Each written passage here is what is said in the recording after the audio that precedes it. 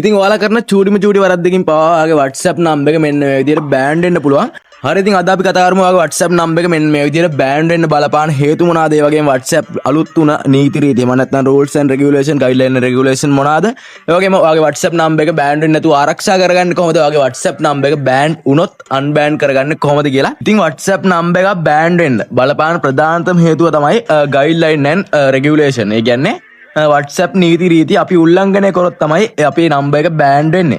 ඉතින් මොනවද මේ WhatsApp නීති රීති? එහෙම නැත්නම් guideline and regulation කියන්නේ? පළවෙනි නීතිය තමයි illegal content or engage in illegal activity කියන්නේ. ඉතින් ඒ කියන්නේ ඔයා කාට හරි යවන photos videos තියෙනවනේ ඒ දේවල් අසභ්‍ය දේවල්. ඒ කියන්නේ වැරදි ඡායාරූප වීඩියෝ යවනවා නම් ඔයාගේ නම්බර් එක බෑන්ඩ් වෙන්න ඉඩ කඩ තියෙනවා. ඉතින් ඔයා යවපු ගමන්ම කවුරු හරි කාට හරි පුළුවන් ඔයාගේ ඒ යවන මැසේජ් එකට මෙන්න මේ විදිහට ක්ලික් කරලා සයිඩ් එකේ ඩොට් තුන ක්ලික් කරලා report කියන ඔප්ෂන් එක ක්ලික් කරගන්න. ඊට පස්සේ WhatsApp ලාට ඒක report වෙනවා. ඊට පස්සේ WhatsApp ලා ඒක අඳුනගෙන අපේ නම්බර් එක බෑන් කරනවා. හරි ඉතින් ඔයාලට කියන්න පුළුවන් නේ කවුරු හරි report කරොත්නේ බෑන් කරන්න කියලා. එහෙම දෙයක් නැහැ. WhatsApp ලා automation system එකට අනුව එයාලා අඳුන ගන්නවා අපේ යවන photos videos මොනවාද කියලා. එහෙම දේවල් වලින් අඳුනගෙන එයාලා ඔටෝම නම්බර් එක බෑන් කරන්නත් ඉඩකඩ තියෙනවා. ඉතින් ඒ වගේම තමයි ඔයාගේ profile pic එකට වැරදි දෙයක් දාලා තිබ්බොත් වැරදි photo එකක් දාලා තිබ්බොත් ඒ වගේම ඔයා share කරන photos videos ත්‍රස්තවාදයට උඩු දෙන දේවල්. ඒ කියන්නේ ත්‍රස්තවාදයට බලපාන දේවල් share කරනවා නම් ඉතින් මෙන්න මේ වගේ දේවල් illegal දේවල් නිසා ඔයාලගේ නම්බර් එක බෑන් කරන්න තියෙන ඉඩකඩ වැඩි. මොකද WhatsApp ලා කිසිම දෙයක් අනුමත කරන්නේ නැහැ. ඉතින් දෙවෙනි rules එක තමයි do not engage in adversarial behavior කියන්නේ. ඒ කියන්නේ ඔයා WhatsApp use කරනවා නම් කිසිම කෙනෙක්ට කරදරයක් නැතුව use කරන්න ඕනේ. ඒ කියන්නේ කරදරකාරී විදියට හැසිරෙනවා නම් ඔයාගේ නම්බර් එකට අවදානමක් තියෙනවා.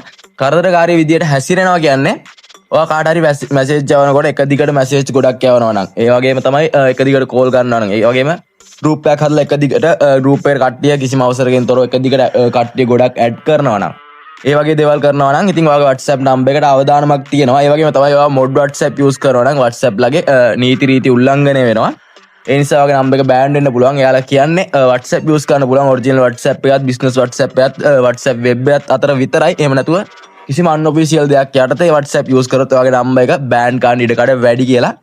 do not engage fraud or spam කියන්නේ මෙයාලගේ තුන්වෙනි නීතිය, තුන්වෙනියට කියලා තියෙන නීතිය. ඉතින් මේක කියන්නේ ඔයා WhatsApp වල share කරනකොට අර එක එක link තියෙන්නේ. කියන්නේ සාමාන්‍යයෙන් ගත්තම දැන් ඉස්සරහට නත්තල් එනවනේ. ඔයාලා හිතන්න සාමාන්‍ය message එකක් එනවා. මේක 10 දෙනෙකුට share කරොත් ඔයාලට GB 50ක් ලැබෙනවා, data ලැබෙනවා, ඊට පස්සේ තෑගි ලැබෙනවා. අන්න ඒ වගේ scam link එහෙම නැත්නම් අනිත් අය රවට්ටන අන්න ඒ වගේ දේවල් share කරනවා නම් ඒ වගේ දේවල් වලින් userලට ඒ කියන්නේ යාලගේ privacy එක පිටට යන්න පුළුවන් ඒ link වලින්. ඒ නිසා ඒ දේවල් ඔයා share කරනවා නම් ඔයාගේ WhatsApp number එකත් අනතුරේ කියලා තමයි WhatsApp ලා කියන්නේ. ඉතින් මම පැහැදිලි කරපු WhatsApp ලගේ guideline and regulation ඔන්න ඔය විදිහට තමයි තියෙන්නේ. ඉතින් ඔන්න ඔය දේවල් ඔයා කඩ කරොත් තමයි ඔයාගේ WhatsApp number එක banned වෙන්නේ. ඉතින් හරි දැන් බලමු WhatsApp number එක banned වුණොත් හදිස්සියට ඔයා දේවල් කඩ කරලා හරි මොන හරි වෙලා WhatsApp number එක banned වුණොත් කොහොමද අපි WhatsApp number එක ආයෙ recovery කරගන්නේ? අපේ WhatsApp number එක හදාගන්නේ කොහොමද කියලා. හරි ඉතින් අද මේ try කරලා බලන්නකො. මෙන්න මේ මෙතන කරන්න ඕනි මෙන්න මේ විදිහට agree and continue කියලා තියෙන අන්න එක click කරගන්න. ඒක click කරාට පස්සේ ඔයාගේ WhatsApp එකේ මෙන්න මෙතන dot තුනක option එකක් තියෙනවා. ඒක click කරගන්න. ඊට පස්සේ මේ help කියන එක click කරගන්න. මේ help කියන එක click කරාට පස්සේ ඔයාලා බලන්න පුළුවන් මෙන්න මේ වගේ interface එකක් පේනවනේ. මෙතන ඉතින් අපේ number එක type කරගන්න ඕනි country code එකත් එක්ක මෙන්න මේ විදිහට. හරි මේ විදිහට type කරගත්තාට පස්සේ මෙතන next කියන එක click කරගන්න පුළුවන්. ඊට පස්සේ මෙන්න මෙතන අපිට පුළුවන් screenshot එකක් දෙන්න. අපි අර banned වෙලා කියලා තියෙන පෙන්නන්නේ. අන්න ඒකේ screenshot එකක් ඕන නම් දෙන්න පුළුවන්. නැතත් අවුලක් නැහැ. ඊට පස්සේ මේ describe your problem කියලා උඩ තියෙනවා. අන්න එතන මම දෙන මේ message එක දාන්න ඕනි. මම දෙන message එක. හරිද? ඊට පස්සේ මේ next කියලා තියෙන අන්න ඒ next කියන එක click කරගන්න.